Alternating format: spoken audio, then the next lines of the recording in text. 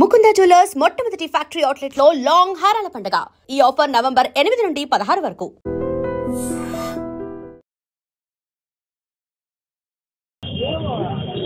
అందశ్రీ గారు చిన్న వయసులోనే, అంటే జనరల్గా ఆయన చనిపోయేటటువంటి వయసు కాదు, ఎందుకంటే కేవలం 64 సంవత్సరాలు మాత్రమే. ఆయన చిన్న వయసులో, అంటే వాళ్ళ కుటుంబం కూడా చాలా పేదరికము, ఒక గొర్రెల కాపరిగా, ఒక భవన నిర్మాణ కార్మికుడిగా ఉంటూ ఆయన ఈ స్థాయికి ఎదగడం అనేటటువంటిది మామూలు విషయం కాదు. అంతేకాకుండా ఆయన అనేక అవార్డులు, నంది అవార్డులు వచ్చాయి, అనేక షీల్డ్లు వచ్చాయి. అయినా కూడా చాలా సింపుల్గా ఉన్నాడు. ఆయన దుస్తులు కానీ, ఆహార్యం కానీ, అట్లాగే ఆయన ప్రయాణం చేసినటువంటి తీరు కానీ, ఆయన చాలా సింపుల్గా ఉన్నటువంటి మనిషి. ఆయన ప్రజల గురించి ఎందుకట్లా కాగలిగాడు అంటే, ఆయన సమాజాన్ని పరిశీలించాడు కనుక, సమాజంలో ఉన్నటువంటి అసమానతల్ని, ఇవాళ పెట్టుబడిదారీ వ్యవస్థలో ఉన్నటువంటి ఈ ధ్వంసం అవుతున్నటువంటి విలువలని, సంస్కృతిని ఇవాళ అర్థం చేసుకున్నాడు కనుక, తేలికగా, అంటే ప్రజలలో ఉన్నాడు కనుక ప్రజల భాషలో ఆయన రాయగలిగాడు.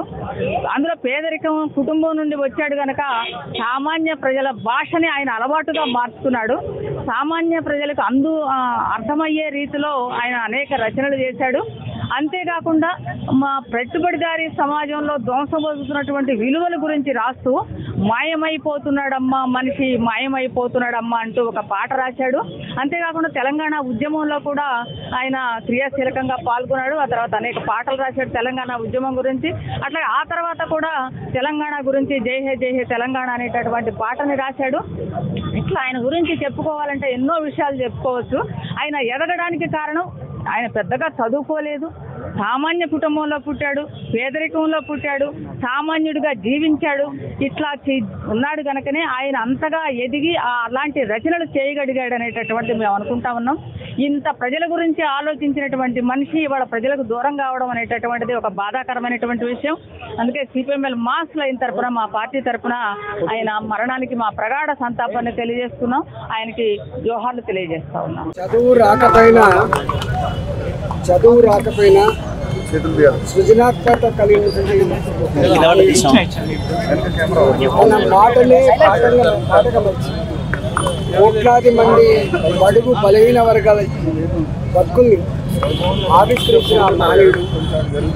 ఏ పాట రాసినా, ఏ మాట చెప్పినా దానికి ఒక అర్థం, దానికి ఒక తాత్పర్యం కలిగిన మానవుడు అందశ్రీ గారు.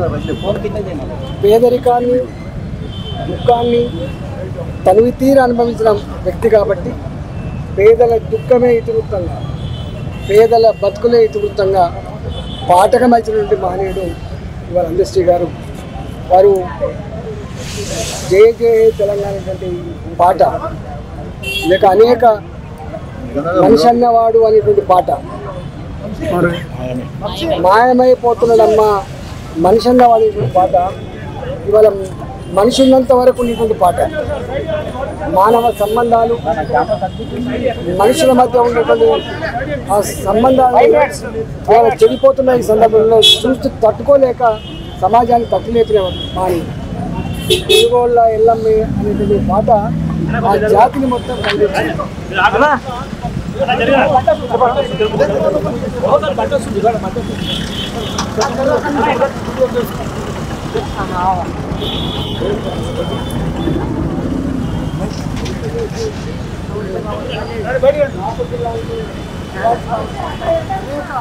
సార్, అందశ్రీ అనగానే ఫస్ట్ గుర్తొచ్చేది నాకు ఆయన ఈ ఒక ముదిరాజు తల్లి ఊరూరు తిరిగి పండ్లు ఎరుకొని అమ్ముకుంటూ ఉండే ఆ పాట రాశాడు ఒకటి. తల మీద చుట్టా బట్ట, ఆ పైన పండ్ల తట్ట, పండ్లు పండ్లు ఎమ్మంటూ పళ్ళంతా తిరుగుకుంటా, బాధట్లా కూసుండమ్మి బతుకెల్ల తీసుకున్న తెలుగుల్ల ఎల్లవ్వ ఏది మా పల్లెలల్లా కండల్లా కానారాదేమి. అది చాలా ఆర్ద్రమైన పాట. అంటే మనం ఎక్కువ ఉద్యమ గీతాలు ఇవి వింటుంటాం కానీ అందులో ఒక ఆర్ద్రత ఉంటుంది. మనం ఎవరిదైనా కొంటే కొంచెం కొసరేవా అని అడుగుతాం కదా, ఆ కొసరే ఆ విషయాన్ని కూడా ఆ పాటలో చెప్తాడు ఆయన. అది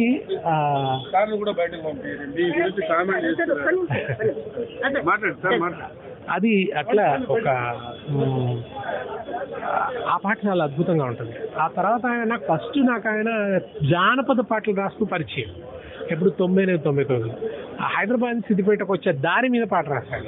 అల్లి బిల్లి అంగూర తోట, అప్పుడు అన్ని అంగూర తోటలు ఉండే కదా. నేను అడుకుంటా పోయే పల్లె బాట, గా పాటెంట పాడుకుంటూ పల్లె పాట, నేను తిన్నంగా చేరాలి సిద్దిపేట అని రాశాడు. ఇక ఆ తర్వాత చూడు తెలంగాణ, ఇవన్నీ కూడా తెలంగాణ పోరాట, జై జై హే తెలంగాణ, మాయమైపోతున్నాడమ్మా, బొమ్మ చెక్కితే బొమ్మరా, జై తెలంగాణ, జై బోలో తెలంగాణ, అన్నీ ఒక ఒళ్ళు గగురు పొడిచే అనుభవాన్ని ఇచ్చాడు తెలంగాణ ప్రజలకు ఉద్యమ కాలంలో.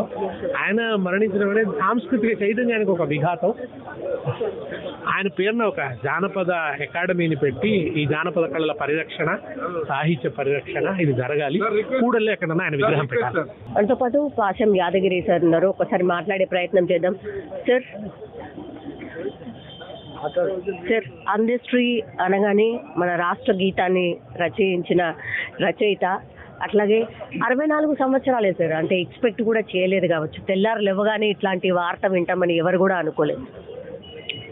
ఆయన వయసు తక్కువదే, గుండెపోటు వచ్చింది. గుండెపోటు ఎవరికి వస్తుంది అంటే గుండెలోకి వస్తుంది. గుండెపోటు ఎందుకు వస్తుంది? ఆయన గుండె ఉంది కాబట్టి సమాజం గురించి స్పందించిండు. సమాజం గురించి స్పందించేది అలిసి ఆగిపోయింది. ఆయన చిన్నప్పటి నుంచి చాలా కష్టాలు పడ్డాడు. రాబర్తులు కూడా చాలా ఇబ్బందులు పడ్డాడు. ఆయనకి ఏ అలవాటు లేదు, దురలవాటు లేదు, మాంసం లేదు, మందు లేదు, సిగరెట్ లేదు, వక్కపొడి లేదు, పాన్ లేదు, ఏది లేదు. తర్వాత రోజు వాకింగ్ చేస్తాడు, చాలాసేపు వాకింగ్ చేస్తాడు, చాలా డిసిప్లిన్ ఉన్నవాడు. కానీ సమాజం గురించి ఎక్కువ ఆలోచిస్తుంటాడు. అందువల్ల ఆయన జోగిని సినిమా తీయాలని ప్రపోజల్ పెట్టిండు. జోగిని సినిమా తీయాలంటే జోగిని వ్యవస్థ చాలా భయంకరమైంది, తీయాలని కథ కూడా రాసుకొచ్చిండు. శేఖర్ అని యలమంచి శేఖర్ అని జర్నలిస్ట్, ఆయన గంగా సినిమా తీసిండు. ఆ గంగా సినిమా కోసమే ఆయనకు నంది అవార్డు కూడా వచ్చింది పాటలు రాసిన. పాపం నష్టపోయిన శేఖర్ బాగా చాలా డబ్బులు ఎక్కడెక్కడ ఇల్లు అమ్ముకొని తీసుకొచ్చి పెట్టిండు. ఆయన ఈనాడు మా చీఫ్ రిపోర్టర్గా ఉండే మేము ఈనాడులో ఉన్నప్పుడు. సార్ అందశ్రీ గారు 1994లో సూసైడ్ అటెంప్ట్ చేయడానికి వెళ్తే, ఇప్పుడు మీరు చెప్పిన పేరు ఎవరైతే ఉన్నారో ఆయన్నే ఆదుకున్నారు. ఎస్ సార్, తనే ఆదుకున్నారు అని. అవును, కష్టాలు ఉన్నాయి ఆయనకు. ఆర్థిక సమస్య. ఇక్కడ ఇల్లు చూస్తున్నాం లాలాపేటలో, చిన్న ఇల్లు కూలిపోయేటట్టు ఉండేది, ఏమి లేదు అక్కడ. అప్పుడు మొదటి నుంచి ఆదుకున్నది శేఖర్ నష్టపోయింది కూడా. సినిమా కొన్ని రోజులు ఆడింది, అక్కడక్కడ ఎక్కువ ఆడలేదు, డబ్బులు రాలేదు ఆయనకు. ఆయన భార్య ఝాన్సీ, శేఖర్ భార్య ఝాన్సీ, ఆయన మెంటల్ హాస్పిటల్ సూపరింటెండెంట్ ఉండేది, యలమంచి ఝాన్సీ. వాళ్ళిద్దరు కలిసి మొట్టమొదటి ఐడియా అది యలమంచి ఝాన్సీదే. జోగిని వ్యవస్థ ఇంత భయంకరంగా ఉన్నది, వీళ్ళ వ్యవస్థను శుద్ధి చేయాలంటే సినిమాలు తీసి చెప్పాలి, జనాన్ని చైతన్యవంతం చేయాలని ఝాన్సీ గారి ఆలోచన. దాన్ని శేఖర్ అన్న వేస్తా అని చెప్పి ఒక ప్లాట్ అమ్మేసిండు, ఇల్లు అమ్మేసిండు. అది ఇప్పుడు ఉంటే ఒక 1000 కోట్లు ఉంటుంది అంత ప్రాపర్టీ. అప్పుడు అమ్మేసి సినిమా తీసిండు. అప్పుడు తెలియదు ఆయనకు. ఇంకా వేరే చోట కూడా పెట్టిండు, పత్రిక పెట్టినాం ఆయన నేను కలిసి, ఆ వర్తమానం పత్రికలు పెట్టిండు ఆయన. ఇవన్నీ పెట్టి నష్టపోయింది ఆయన, నష్టపోయినా నేను కూడా నష్టపోయాను. ఇద్దరము మమ్మల్ని ఉత్సాహపరిచింది ఆయనే. ఆయన కమ్మవారు అయ్యిండు కూడా దళితుల కోసం రాసేవాడు, ఆయన కమ్యూనిస్ట్ అయ్యిండు కూడా అన్ని రకాల వర్క్ కోసం రాసేవాడు శేఖర్. ఆయన ఈ సినిమా తీసిండు, ఇద్దరు కలిసి తీసిండ్రు. ఈయన రాసిండు. పాపం చాలా బాధపడేవాడు. శేఖర్ ఆస్తంతా పోగొట్టుకున్నాడు, ఏమి లేదు, ఎట్లనే ఇతరుల సమస్యలు కూడా ఎప్పుడు చూసినా అన్నా శేఖర్ ఎట్లున్నాడే, అంత పోగొట్టుకున్నాడు కదనే, ఏమి లేదు కదనే, సినిమా తీసిండు ఎవ్వరు ఆడనే లేదు సినిమాను, అది ఇటువంటి సినిమాలు ఎందుకు ఆడనిస్తారే అని చెప్పి బాధపడుతుండేవాడు. పాపం సమాజం గురించి ఆలోచించేవాడు. నిజంగానే బాధ కలిగిస్తుంది. ఎందుకంటే గూడంజయ్య పోయిండు. మొట్టమొదటి ఉద్యమంలో పాల్గొన్న వాళ్ళు గూడంజయ్య, వాళ్ళన్న చంద్రం ఉండి, డాక్టర్ చంద్రం, గూడంజయ్య, చంద్రం, గద్దరితో తిరిగిండ్రు అందరూ. మాతోటి తెలంగాణ ఉద్యమంలో వీళ్ళందరూ ఉన్నారు. మొట్టమొదటి ఐక్య కార్యాచరణ కంటే మేము పెట్టింది. కోదండరాం కేసీఆర్ వచ్చినాక వచ్చింది. 95, 96లో పెట్టి నేను మన అందరం కలిసి గద్దరన్న ఉండేది, అంటే ఆకుల భూమయ్య ఉండేది, ఇన్నారెడ్డి ఉండేది, గాదే ఇన్నారెడ్డి, అందరం కలిసి మేము పెట్టిన ఉద్యమం అది. దాంట్లో వీళ్ళంతా మనతో కలిసి తిరిగింది, కవులు కళాకారులు అందరూ. గద్దరన్న వల్ల వీళ్ళందరూ తిరిగిండ్రు. ఒక్కొక్కరు కళాకారులు అందరూ పోతున్నారు, ప్రజల కోసం పనిచేస్తూ అందరూ పోతున్నారు. మనిషికి రెండు చైతన్యాలు ఉంటాయి, ప్రాథమిక చైతన్యం, ద్వితీయ చైతన్యం. తను పుట్టిన కుటుంబం ప్రాథమిక చైతన్యం, సమాజం ద్వితీయ చైతన్యం. కానీ గద్దర్ కావచ్చు, గూడంజయ్ కావచ్చు, అందశ్రీ కావచ్చు, సమాజమే ప్రాథమిక చైతన్యం, కుటుంబం ద్వితీయ చైతన్యం కింద మారిపోయింది. సమాజం గురించి పట్టించుకోరు తప్ప ఆ తన కుటుంబం, మనం పుట్టింది కుటుంబం గురించి ఆలోచిస్తారు. అది ప్రాథమిక చైతన్యం జనానికి, మనుషులకు ఉండేది. కానీ అది ద్వితీయమైంది. అందుకని ఆయన గుండె కొట్టుకొని జనం కోసం స్పందించి అలసి ఆగిపోయింది. ఆయన కులాలు నమ్మేవాడు కాదు, వర్ణం నమ్మేవాడు కాదు, వర్గం మాత్రమే నమ్మేవాడు. నేను కమ్యూనిస్టును కాదని చెప్పేవాడు. కానీ కమ్యూనిస్ట్ సానుభూతిపరుడు ఆయన, వామపక్ష సానుభూతిపరుడు. నేను నాకు ఏ పక్షము లేదు, ప్రజల పక్షమే అని చెప్పేవాడు. వామపక్షం కాదు, దక్షిణ పక్షం. దక్షిణ అంటే రైట్, దక్షిణ పక్షం కాదు, వామపక్షం కాదు, నేను ప్రజల పక్షం అని చెప్పేవాడు. కానీ అప్పుడప్పుడు మాత్రం నేను వామపక్ష సానుభూతిపరుడు అని చెప్పేవాడు. అది ఆ ఉన్న బ్యాక్గ్రౌండ్ అక్కడ ఉన్నది కూడా. మాటికి ఆయన మా ఇంట్లో బైరాన్పల్లికి మేము శౌర్యయాత్ర పెట్టినాం, శూరులను తలుచుకోవాలి, శౌర్యయాత్రను పెట్టినాం. తెలంగాణ ఉద్యమకారుల శౌర్యయాత్ర. దానికి మా ఇంట్లో బైరాన్పల్లికి వచ్చిండు. 108 మందిని చంపారు ప్రజాకారులు అక్కడ. ఆ పక్కన కూటికలు 40 మందిని చంపారు. కడివెండికి వచ్చిండు, చాకలేలమ్మ దగ్గరికి వచ్చిండు, అన్ని చోట్లకు వచ్చిండు ఆయన. మందగి స్థూపం దగ్గరికి వచ్చిండు, దండం పెట్టిండు దేవరూపల్ల. అట్లా జనంలో ఉండేవాడు, మనుషుల్లో ఉండేవాడు. అయితే పబ్లిసిటీ కాంక్షించేవాడు కాదు, పబ్లిసిటీ వద్దనేవాడు, పబ్లిసిటీ దూరంగా ఉండేవాడు. రాజకీయ నాయకులు కూడా దూరంగా ఉండేవాడు. ఈవెన్ రేవంత్ రెడ్డికి సన్నిహితమైనా కూడా ఆయనకు దూరంగానే ఉండేవాడు, పోయేవాడు కాదు ఆయన దగ్గరికి. ఆయన పిలిస్తే మాత్రమే నేను పోతాను, నా అంతటి నేను పోనని చెప్పేవాడు, వీళ్ళు చేయనని చెప్పేవాడు. ఆయన సీఎం రేవంత్ రెడ్డి కూడా చెప్పిండు. హాషిం జాహీర్ గారు అంటే నేను మొట్టమొదటి ఇంటర్వ్యూ నేనే చేసిన మా వర్తమానం పత్రికలన్నీ.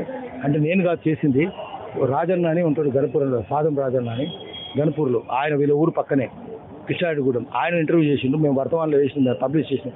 నేను శేఖర్ గారు కలిసి చేసినాము. అప్పుడే ఈ సినిమా తీయాలని ఆలోచన వచ్చింది. సో ఆయన అట్లా ప్రజల కోసమే ఉండేవాడు. అట్లాంటి వాడు చనిపోవడం అనేది చాలా బాధ కలిగిస్తుంది. కళాకారులు ఒక్కొక్కరుగా పోతున్నారు. అసలు తెలంగాణ కోసం కష్టపడ్డ వాళ్ళందరూ పోతున్నారు. ఆకుల భూమి అని మర్డర్ చేసిన ఆకుల భూమి అని అది ఎవరు చెప్పట్లేదు. ఇందిరారెడ్డి కూడా 97లో జై తెలంగాణ పార్టీ పెట్టిండు, ఆయనది కూడా మర్డరే. వాళ్ళే బెల్లెల్తను చంపిన వాళ్ళు, ఇక్కడి సిద్ధులను, ముఖా కరుణాకర్, భువనగిరిలో 18 మందిని చంపారు. చంద్రబాబు నాయుడు హయాంలో చంపింది. పోలీసులు లేరు, నయం లేడు, ఏం లేడు, పోలీసులే చంపారు. విప్లవ ప్రజాస్వామిక తెలంగాణ మానవీయ ఉద్యమాల్లో ఉంటూ తన కవిత్వాన్ని తనంటూ ఒక గొప్ప తెలంగాణ గొప్ప సాహిత్య మూలాల్లో తన కొడుగా నిలబడతారు. గతంలో కేసీఆర్ ఆయనకి ఇవ్వాల్సినంత గౌరవం ఇవ్వలేదు. ఇప్పుడు ఎందుకు నువ్వు బలం ఉన్నావు? ఇప్పుడు ఎందుకు అది ఎందుకు సార్ ఎందుకు అది విడిచిపెట్టు? అందరికి ఇస్తాం, కేసీఆర్ కూడా ఇస్తాం, నాకు కూడా అవును మాట్లాడుకుంటారు, ఉంటారు, కలిసే ఉంటారు. వాళ్ళకి ప్రభుత్వం అనేది అందశ్రీ మంచి గొప్ప కవి, నా మిత్రుడు, అంత మాత్రం చెప్పాలి. నిన్న చివరంటే అవార్డు తీసుకోమని చెప్పిండు, పిల్లలు తీసుకోన్నాడు. సరే నా తీసుకుంటామా, ఇంటికి వచ్చిండు.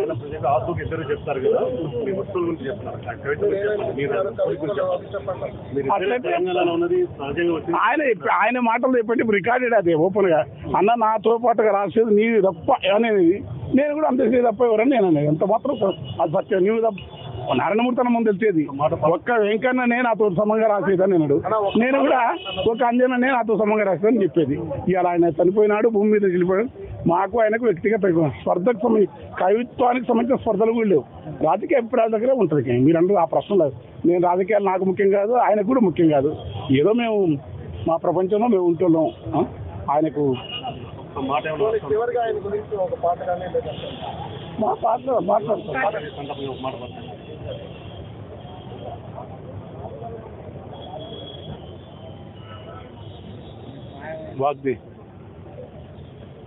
వాగ్దేవి కృపచేత వనరుగా కవనాన్ని అల్లిన మా కవి అందశ్రీ.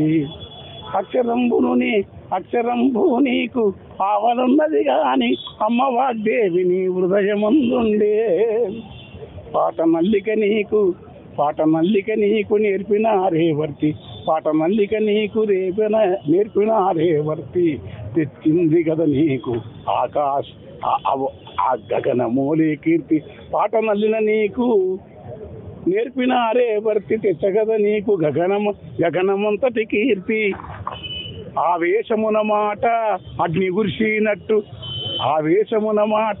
గురిసినట్టు మనసు చూడగ పసి పిల్లవా లోపలేమో పసి పాపనోలే గుట్టు.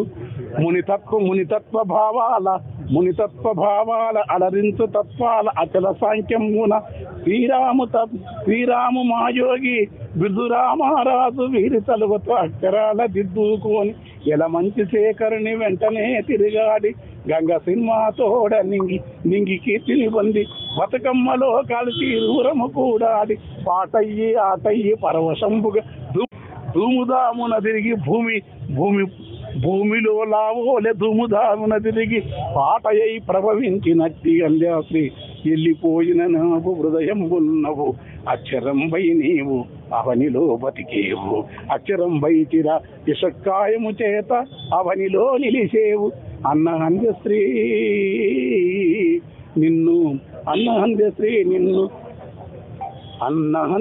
నిన్ను ఎన్నటికీ జగతి మరువనంత మంచి సత్కవి నీవని హృదయ లోతుల నుంచి వచ్చింది ఈ మాట ఎప్పటికీ చెరగదు మన కవనపు బాట. నిజంగా ప్రస్తుతం ఉన్నటువంటి సమాజం దేనికి ప్రయారిటీ ఇస్తుంది? ఆర్థిక సంబంధాల చుట్టూ మాత్రమే తిరుగుతుంది. మళ్ళీ ఎన్నికలంగానే చాలా విరక్తి కలుగుతాం.